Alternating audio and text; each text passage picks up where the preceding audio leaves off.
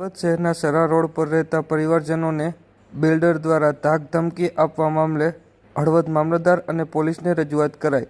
બાબતે પ્રાપ્ત માહિતી મુજબ હળવદ શહેરના સરા રોડ પર ચંદ્રપાર્કની પાછળ રહેતા 7 થી 8 પરિવારજનોને બિલ્ડરો દ્વારા ડેવલપમેન્ટના નામે 1 વર્ષ પૂર્વે તેમના મકાનો પાડી 1 મહિનામાં નવા મકાનો બનાવી દેવા માટે વાદો કરવામાં આવ્યો હોય, જે મામલે પરિવારજનો દ્વારા બિલ્ડરો સમક્ષ રજૂઆત કરતા બિલ્ડરો દ્વારા પરિવારજનોને ધાકધમકી અને ડરાવી તેમના મકાનો નહીં બનાવી આપતા આ મામલે આજરોજ બુધવારે હળવદ મામલતદાર અને પોલીસને સ્થાનિક પીડિત પરિવારો દ્વારા રજૂઆત કરી આ મામલે ન્યાય અપાવવા માટે માંગ કરી છે।